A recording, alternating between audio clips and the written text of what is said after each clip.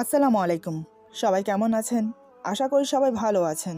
আজ আপনাদের জন্য নিয়ে এসেছি গল্পের ৫ নম্বর পর্ব। আশা করি গল্পটি আপনাদের ভালো লাগবে। তাহলে চলুন শুরু করা যাক। এখন রাইসা আর ছেলেটা কথা বলছে। বেশ কিছুক্ষণ কথা বলার পর ছেলেটা চলে গেল, কিন্তু রাফি থেকে গেল।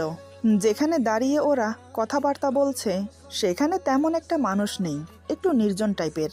আমি একটা গাছের আড়ালে দাঁড়িয়েছিলাম। গাছের আড়ালে দাঁড়িয়ে সব দেখতে পাচ্ছি, কিন্তু ওদের কোনো কথাই শুনতে পাচ্ছি না। ছেলেটার সাথে কি কথা হয়েছে সেটা আমার তেমন জানার বিষয় না। আমার জানার বিষয় হলো রাফির সাথে এখন কি কথা বলবে সেটা। এদিকে ছেলেটা চলে যাওয়ার পর রাইসা হঠাৎ দৌড়ে এসে রাফিকে জড়িয়ে ধরে। এটা দেখে তো আমার মাথায় যেন বিনা মেঘেই বজ্রপাত হলো। রাফি এক হাত রাইসার কাঁধে রাখে, অন্য হাত ওর মাথায় হাত বুলিয়ে কি যেন বলছে। রাইসা তো রাফিকে জড়িয়ে ধরেই আছে। বেশ কিছুক্ষণ এভাবে থেকে ওরা কথা বলল, আর আমি হতভ্রম হয়ে তাকিয়ে আছি। ওর আসল রূপ যে এত তাড়াতাড়ি এভাবে আমার সামনে ধরা পড়বে আমি তো ভাবতেই পারিনি। আল্লাহর কি মহিমা লীলা, সব কিছু একদম অক্ষরে অক্ষরে মিলিয়ে দিল। স্বপ্নের প্রতিটা বাক্য সত্যি হতে লাগলো, হয়তো ২-১ দিন আগে পিছে। এ কি আমার ভালোবাসার মানুষ রাফি, আর এ কি আমার আদরের কলিজার ছোট বোন রাইসা? এত বড় ধোকা আমার সাথে ওরা কি করে করতে পারলো? ইচ্ছে করছে হাতে নাতে ধরি এখন গিয়ে, কিন্তু কেন জানি না আমার বিবেকে বাধা দিচ্ছে। বেশ কিছুক্ষণ পর রাইসা রাফিকে ছেড়ে দিল। রাফি ওর মাথায় হাত বুলিয়ে ওর মুখে হাত বুলিয়ে দিচ্ছে। এটা দেখে আমার শরীরটা রাগে ফেটে যাচ্ছে। এই নোংরা দুই হাতে আমাকে স্পর্শ করে আমি পাথরের মতো দাঁড়িয়ে আছি। এদিকে রাইসা কথা শেষ করে হোস্টেলে চলে গেল। রাফি চোখে সানগ্লাস পরে আমার দিকে এগিয়ে আসছে। ও তো আর জানে না গাছের আড়ালে আমি দাঁড়িয়ে আছি। আমি আর থাকতে পারলাম না। ও কাছে আসতেই আমি গাছের আড়াল থেকে বেরিয়ে ওর সামনে দাঁড়ালাম। আচমকা কেউ সামনে এসে দাঁড়ানোতে রাফি মুহূর্তেই থমকে দাঁড়িয়ে গেল। আমার দিকে চোখ পড়তেই আতঙ্কে ভয়ে ওর গলা শুকিয়ে এলো। ফটাফট করে চোখের সানগ্লাস খুলে চোখ বড় বড় করে আমার দিকে তাকিয়ে আছে। এদিকে আমার মুখে রাগ, ঘৃণা, অভিমান ফুটে উঠেছে। চোখের জল গাল বেয়ে গলায় এসে পড়েছে। আমার চেহারার দিকে তাকিয়ে রাফির বুঝতে বাকি রইল না যে আমি সব দেখেছি। এমন একটা মুহূর্তের মুখোমুখি হবে রাফি ভাবতে পারেনি। এখন কি করে সামাল দেবে? আমি চুপ করে ওর দিকে তাকিয়ে আছি, সেও চুপ করে আমার দিকে তাকিয়ে আছে। কেউ কোনো কথা বলছি না। অনেকক্ষণ কেটে যাওয়ার পর আমি বললাম, কেন কেন এমন করলে তুমি? কি দোষ করেছি আমি? আমার ভালোবাসা কি কোনো কমতি থেকে গিয়েছিল, নাকি নাকি আমাকে দিয়ে তোমার হচ্ছিল না? রাফি এবার বলে, শোনো, তুমি আমাকে ভুল বুঝছো, আগে আমার কথাটা তো শোনো। আমি বললাম, কি সাফাই দিতে চাও? যা নিজের চোখে দেখলাম সব মিথ্যে? আর যা তুমি নিতুর সাথে অফিসে করেছো, যেটা আমি নিজের চোখে দেখেছি, সেটাও মিথ্যে? আচ্ছা, তোমার কয়টা নারী লাগে নিজের চাহিদা মেটাতে? ঘরে আমি, অফিসে নিতু, সাথে আমার বোন রাইসা। ও সরি, কাকে আমার বোন বলছি? সে তো আমাকে বোন মনেই করে না। যদি বোন মনে করতো তাহলে বোনের সংসার ভাঙার চেষ্টা করতো না। রাফি আমার কথা শুনে অবাক হয়ে গেল। তার মানে সেদিন নিতুর সাথে আমাকে ওই অবস্থায় দেখেছে। তারপরেও রাফি বলে, দেখো, বাসায় চলো, আমি তোমাকে সব বুঝিয়ে বলছি। তুমি যেটা ভাবছো তেমন কিছুই না। এই বলে সে আমার হাত ধরতে চাইল। আমি হাত এক ঝটকায় ছাড়িয়ে নিয়ে বললাম, খবরদার, তুমি আমাকে তোমার ওই নোংরা হাতে ছোবে না। তুমি আমার বিশ্বাস ভেঙে দিয়েছ। আমি তোমাকে ঘৃণা করি। এই বলে আমি ট্যাক্সি দাঁড় করিয়ে ট্যাক্সিতে উঠে পড়লাম। রাফি পিছে পিছে এসেছিল। আমি তাকে কোনো পাত্তাই দিইনি। রাফি আর এক মুহূর্ত দেরি না করে গাড়ি নিয়ে সোজা বাড়িতে চলে এলো। একই সাথে দুজন বাড়ির ভেতরে প্রবেশ করলাম। আজ আমার ধৈর্যের বাঁধ ভেঙে গেছে। কার কাছে থাকবো? কাকে নিয়ে থাকবো? যার সাথে সারা জীবন থাকতে চেয়েছি সে তো আর আমার রইল না। সে তো এখন অন্য নারীতে আসক্ত। কি বোকা আমি! আমার চোখের সামনে দিয়ে এত কিছু হয়ে গেল, আর তা আমি বুঝতেই পারিনি। আমি বাসায় এসে ব্যাগ গোছাতে শুরু করলাম। এখানে আর এক মুহূর্ত না। এখানে থাকলে আমি দম বন্ধ হয়ে মারা যাব। এদিকে রাফি বাসায় এসে আমাকে ব্যাগ গোছাতে দেখে ব্যস্ত হয়ে বলে, এই, তুমি ব্যাগ গোছাচ্ছ কেন? একবার অন্তত আমার কথা শোনো প্লিজ। আমি তো কান্না করেই যাচ্ছি। কান্না করতে করতে বললাম, অনেক ধোঁকা দিয়েছ, আর না, হাত জোর করে মাপ চাইছি, এবার অন্তত আমাকে ছেড়ে দাও। রাফি বলে, তুমি এভাবে যেতে পারো না। আমার কথা শোনো লক্ষ্মীটি, তুমি যেমনটা ভাবছো তেমন কিছুই নেই আমার আর ওদের মাঝে। বিশ্বাস করো আমাকে, আমি তোমাকে ঠকাইনি।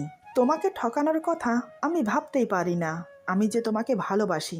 কথাটা বলেই সে আমাকে পেছন থেকে জড়িয়ে ধরে আমার কানের কাছে ফিসফিস করে বলে, আমি শুধু তোমাকেই ভালোবাসি। বিশ্বাস করো লক্ষ্মীটি, আমি তোমাকে ঠকাইনি। কথাটা বলেই আমাকে আরো শক্ত করে জড়িয়ে ধরে চুলের বিনুনি সরিয়ে ঘাড়ে গলায় চুমু খেতে লাগলো। এক হাতে জড়িয়ে ধরে অন্য হাতে আমার মুখ স্পর্শ করতে লাগলো। আমার চিবুক ধরে বৃদ্ধা আঙ্গুল দিয়ে আমার ঠোঁটে আঙ্গুল বুলাতে থাকে। এবার সে তার হাত আমার বুকে রাখতেই হঠাৎ আমি এক ঝটকায় নিজেকে ছাড়িয়ে নিয়ে চেঁচিয়ে বললাম, খবরদার, তোমার ওই মুখে ভালোবাসি কথাটা উচ্চারণ করবে না। তোমার এই নোংরা হাতে আমাকে স্পর্শ করবে না।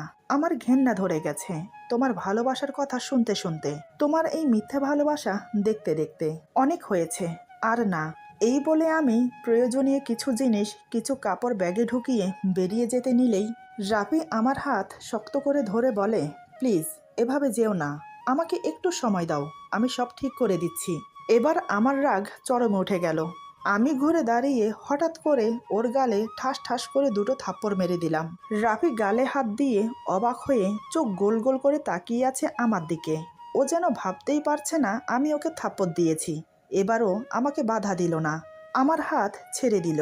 কিছু না বলে হাঁ করে তাকিয়ে আছে আমার মুখের দিকে। আমি এবার সোজা বেরিয়ে গেলাম ঘর থেকে। রাফি শুধু দাঁড়িয়ে দাঁড়িয়ে চেয়ে চেয়ে দেখলো। আর কয়েকদিন পরে আমাদের বিবাহবার্ষিকী, আর এখন এই কাণ্ড। রাফি এটা ভেবে আশ্চর্য হচ্ছে যে আমি ওকে থাপ্পড় মেরেছি। ওর বক্তব্য রাখতে সুযোগ দিলাম না। রাফি ধপ করে সোফায় বসে পড়ে। অজান্তেই ওর গাল বেয়ে টপ টপ করে জল গড়িয়ে পড়ছে। রাফি মনে মনে ভাবতে লাগলো, আমার যে সব শেষ হয়ে গেল। তীরে এসে যে এভাবে তরি ডুবে যাবে ভাবতেই পারিনি। কেন কেন আমাকে একটিবার বলার সুযোগ দিলে না? একবার অন্তত আমার কথাটা শুনতে পারতে তুমি। আরও নানান কথা ভাবতে লাগলো। এদিকে আমি বাসা থেকে বেরিয়ে টাঙ্গাইলের উদ্দেশ্যে রওনা দিলাম। বাসে উঠে জানালার পাশে বসে দূরের প্রকৃতি দেখতে দেখতে ভাবতে লাগলাম অতীতের কথা। ফুল শয্যা রাতের রাফির সেই মন ভোলানো কথা। সে আমাকে বুকের সাথে জড়িয়ে ধরে বলেছিল, তুমি আমার জীবনে প্রথম এবং শেষ ভালোবাসা। তোমার আগে আমার জীবনে কেউ ছিল না, তোমার পরেও কেউ আমার জীবনে আর আসতে পারবে না। তোমাকে জুড়ে আমার পুরো পৃথিবী। ভালোবাসি পাখি, ভালোবাসি, বড্ড বেশি ভালোবাসি। আজ সেই কথাগুলোর মানে খুঁজে পাচ্ছি না। কত কত স্মৃতি, চোখ দিয়ে অনর্গল জল গড়িয়ে পড়ছে। কখনো ভাবতে পারিনি রাফি আমাকে ধোঁকা দেবে। ও আমাকে এতটাই ভালোবাসতো যে বুঝতে পারিনি কখনো ওর ভালোবাসার আড়ালে শুধু ধোঁকায় ভরা। রাফি না হয় পরের ছেলে, কিন্তু আমার বোন। মা দুই হলেও বাবা তো এক। ছোট থেকে ওকে কোলে পিঠে করে মানুষ করেছি। যখন যা আবদার করত সব পূরণ করতাম। কত বকাই না শুনেছি ওর জন্য মায়ের। আজ সেই বোন এত বড় বেমানি করলো। ভাগ্যিস সেদিন ভোরবেলা স্বপ্নটা দেখেছিলাম, তাই তো আমার চোখ খুলল। নানান কথা ভাবতে ভাবতে কখন যে নিজের গন্তব্যে পৌঁছে গেছি বুঝতেই পারিনি। কন্ডাক্টর ছেলেটা ডাক দিয়ে বলাতেই সম্বিত ফিরল। আমি তাড়াতাড়ি ব্যাগ নিয়ে নেমে পড়লাম। তারপর বাড়ির দিকে যেতে লাগলাম। বিয়ের এই 5 বছরে আমি একা কোনোদিনও বাড়িতে আসিনি। যতবার এসেছি রাফির সঙ্গে এসেছি। আজ হয়তো আমাকে একা দেখে মা বাবা দুজনই অবাক হবে। বেশ কিছুক্ষণ পায়ে হেঁটে বাড়ির মেন সদরে চলে আসলাম। বাহিরে দাঁড়িয়ে পুরো বাড়িটাকে একটু চোখ বলিয়ে নিলাম। কতদিন পরে আসলাম। বাড়ির ভেতরে প্রবেশ করতেই ছোট ভাই আমাকে দেখে চেঁচিয়ে বলতে লাগলো, মা মা দেখো, আপু এসেছে, বড় আপু এসেছে। কথাটা শোনার সাথে সাথে মা হন্তদন্ত হয়ে বেরিয়ে এলো। আমাকে একা দেখে তার উপর আমার কান্নামাখা মুখ দেখে মায়ের মনটা মোচড় দিয়ে উঠল। দৌড়ে এসে আমাকে বুকে জড়িয়ে ধরে বলে, কি হয়েছে মা আমার? তুই এভাবে কাঁদছিস কেন? আর তুই একা কেন? জামাই বাবাজি আসেনি? এক মুহূর্তের জন্য সব ভুলে মাকে শক্ত করে জড়িয়ে ধরে হাউ মাউ করে কেঁদে উঠলাম। এদিকে আমার কান্না দেখে ছোট ভাই দৌড়ে বাবার দোকানে চলে যায়। বাবাকে সব খুলে বলতেই বাবা দোকানটা কোনো রকম বন্ধ করে দৌড়ে বাড়িতে চলে আসে। এদিকে মা আমাকে তার বুকে জড়িয়ে ধরে সান্ত্বনা দিচ্ছে আর বারবার জিজ্ঞেস করছে, কি হয়েছে তোর? জামাই বাবাজির সাথে কিছু হয়েছে? মা আমার, এভাবে কান্না না করে মাকে বল। না বললে বুঝবো কি করে মা? কিন্তু আমি কোনো কথা না বলে শুধু কান্না করেই যাচ্ছি। এরই মধ্যে বাবাও চলে আসলো। বাড়ি থেকে দোকানের পথ 2-3 মিনিটের রাস্তা, তাই বাবা আসতেও সময় লাগেনি। বাবা এসে আমার মাথায় হাত রাখে। এই স্পর্শটা আমার খুব চেনা। আমি চট করে মায়ের কাঁধে থেকে মাথা তুলে বাবার দিকে তাকালাম। আমাকে এভাবে কান্না করতে দেখে বাবার গলাটা বুজে এলো। বাবা শুকনো গলায় ঢোক গিলে বলে, কি হয়েছে মা? আমি এবার মাকে ছেড়ে বাবাকে শক্ত করে জড়িয়ে ধরলাম। এদিকে মা আমার মাথায় হাত বুলিয়ে বাবাকে বলে, কি হলো বলো তো? মেয়েটা এমন করে কান্না করছে কেন? আমার তো কিছু ভালো লাগছে না। বেশ কিছুক্ষণ কান্না করার পর একটু শান্ত হলাম। কান্না করার ফলে অনেকটা হালকা লাগছে। মনে হচ্ছে অর্ধেক কষ্ট উধাও হয়ে গেছে। এবার মা আমাকে প্রশ্ন করে, মা তুই এভাবে কেন কান্না করছিস? জামাই বাবাজির সাথে কিছু হয়েছে কি? আমি মায়ের মুখের দিকে তাকিয়ে রইলাম ফেলফেল করে। মনে মনে ভাবছি, সত্যিই কি মা কিছু জানে না, নাকি জেনেও না জানার ভান করছে? আমাকে এমন করে তাকিয়ে থাকতে দেখে মা বলে, কিরে তুই এমন করে তাকিয়ে আছিস কেন? বল কি হয়েছে? আমি কিছু বলার আগে বাবা বলে, আহা এখন এসব ছাড়ো তো। কি হয়েছে না হয়েছে পরে শোনা যাবে। আগে মেয়েটাকে একটু বিশ্রাম নিতে দাও। কতটা রাস্তা জার্নি করে এসেছে। তারপর আমাকে বলে, যা মা ঘরে গিয়ে বিশ্রাম নে। আমি বাবার কথা মতো ব্যাগপত্র নিয়ে নিজের রুমে চলে গেলাম। নিজের রুমে এসে ফ্রেশ হয়ে কাপড় চেঞ্জ করে বিছানায় শুয়ে রইলাম। বারবার রাফির মুখটা ভেসে উঠছে চোখের সামনে। কি করে পারলো আমার মতো একটা সরল সোজা মেয়েকে ঠকাতে? পছন্দ না হলে বিয়ে না করলেই তো পারতো। বিয়ে করে নতুন সংসারের স্বপ্ন দেখিয়ে ওর ভালোবাসার মায়ায় ফেলে অবশেষে ধোকা দিয়ে কি লাভটা হলো? চোখের জলে বালিশ ভিজে যাচ্ছে। কোনোভাবেই যে ভুলতে পারছি না ওকে। ওইদিকে রাফি বারবার আমার নাম্বারে ফোন দিয়ে যাচ্ছে, কিন্তু কল রিসিভ হচ্ছে না, কারণ আমি ফোন সাথে করে আনিনি। ড্রয়িং রুম থেকে বেডরুমে গিয়ে দেখে ফোন খাটের উপর পড়ে আছে। আসলে ফোনটা আমি ইচ্ছে করেই রেখে এসেছি, যাতে ও আমাকে কল করে বিরক্ত করতে না পারে। ফোনটা হাতে নিয়ে কিছুক্ষণ ফোনের দিকে তাকিয়ে রইল। তারপর ফোনটা রেখে ওয়াশরুমে গেল ফ্রেশ হতে। ফ্রেশ হয়ে এসে বিছানায় লম্বা হয়ে শুয়ে পড়ল। শুয়ে শুয়ে মনে মনে ভাবল, মাকে অন্তত ফোন করে জিজ্ঞেস করবে আমি পৌঁছেছি কিনা। কিন্তু আবার পরক্ষণে ভাবল, ফোন করলে যদি মা বাবা সন্দেহ করে, থাক পরে দেখা যাবে। এভাবে দিন পেরিয়ে রাত হলো। রাতে বাবা মা খেতে ডাকলো, কিন্তু খাওয়ার কোনো ইচ্ছে নেই আমার। ওইদিকে রাফি সারা দিন আমার কথা ভেবে অস্থির হয়ে আছে। খাওয়া দাওয়া কিছুই করেনি। আজ যা হয়েছে এরপরে গলা দিয়ে খাবার নামবার কথা না। এদিকে আমারও একই অবস্থা। দুই প্রান্তে দুই জাতক পাখি ছটপট করছে। সারাদিন যেমন তেমন কেটেছে, কিন্তু রাত হতেই ছটপটানি যেন আরো বেড়ে গেল। এই 5 বছরে আমরা একটা দিনের জন্যও কখনো আলাদা থাকিনি। রাতে রাফির বুকে মাথা রেখে ঘুম না গেলে আমার ঘুমই আসতো না। এই অভ্যাসটা আমাকে রাফি করিয়েছে, কিন্তু আজ বুঝতে পারছি ওর থেকে আলাদা থাকা কতটা কষ্ট। চোখের ঘুম হারাম হয়ে গেছে আমার। এপাশ থেকে ওপাশ বিছানায় শুধু গড়াগড়ি খাচ্ছি, কিন্তু ঘুম আসছে না। আচ্ছা, ওর কি আমার কথা একটুও মনে পড়ছে না? ও কি করছে এখন? নিশ্চয়ই আরামে নাক ডেকে ঘুমোচ্ছে। অন্যদিকে আমার মতো রাফিরও সেই একই অবস্থা।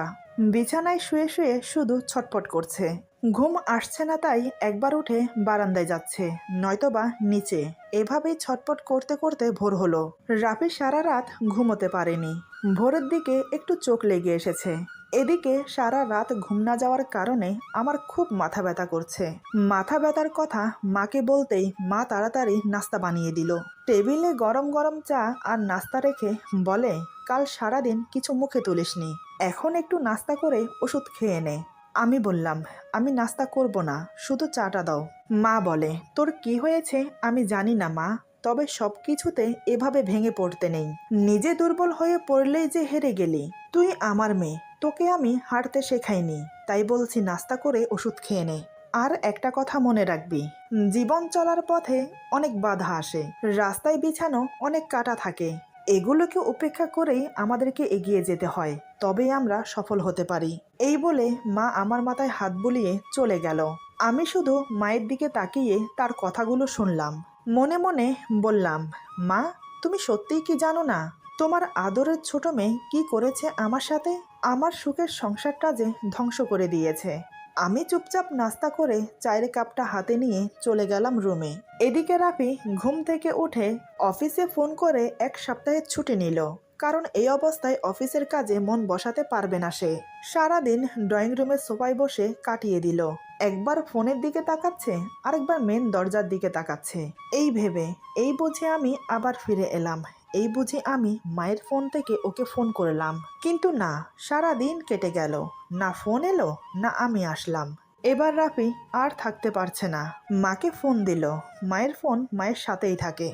রাফি যখন ফোন দেয় মা তখন রান্না করছিল, আশেপাশে আর কেউ ছিল না। মা ফোন রিসিভ করতেই রাফি ব্যস্ত হয়ে সালাম দিয়ে বলে, মা ও কোথায়? মা সালামের উত্তর দিয়ে বলে, ও তো কাল দুপুরে এখানে চলে এসেছে, এসেই সে কি কান্না।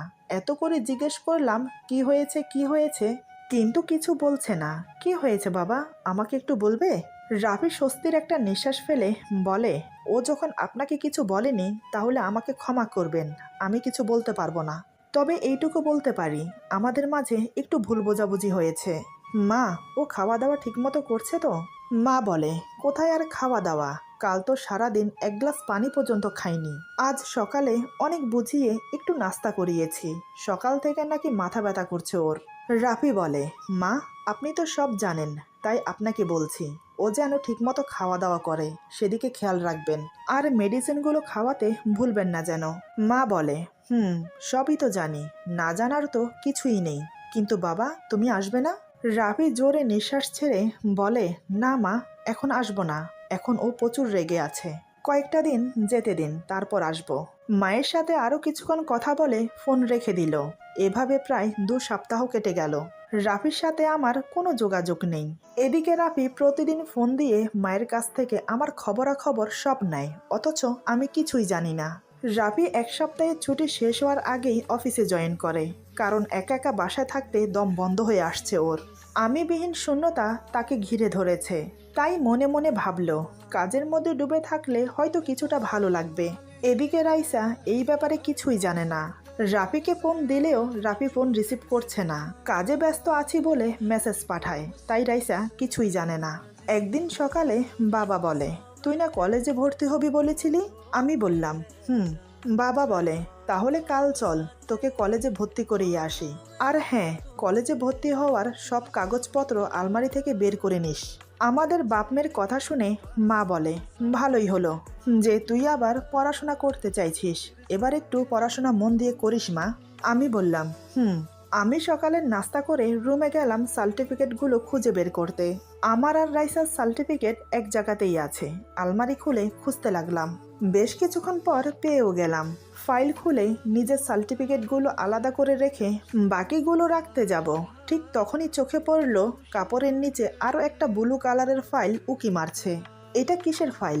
আমি হাতের ফাইলটা রেখে ওই ফাইলটা হাতে নিলাম, তারপর খাটের এক কোনায় বসে ফাইল খুলতে লাগলাম। ফাইল খুলে ভেতরের সব কাগজপত্র বের করলাম। কাগজগুলো দেখে মনে হচ্ছে কোনো হসপিটালের রিপোর্ট এগুলো। প্রত্যেকটা রিপোর্টের উপরে তারিখ দিয়ে সময়ের উল্লেখ লেখা আছে। এমনকি যে হসপিটালে আমি চেক আপ করাতে যাই এগুলো সেই হসপিটালের রিপোর্ট। কিন্তু এগুলো কিসের রিপোর্ট?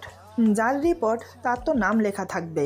কথাটা মনে হতেই যেখানে নাম লেখা আছে সেখানে দৃষ্টি ফেললাম, আর দৃষ্টি ফেলেই তো আমি অবাক, এ তো আমার নাম লেখা, তার মানে এগুলো সব আমার মেডিকেল রিপোর্ট। এখানে অনেকগুলো রিপোর্ট, তাই আমি প্রত্যেকটা রিপোর্টে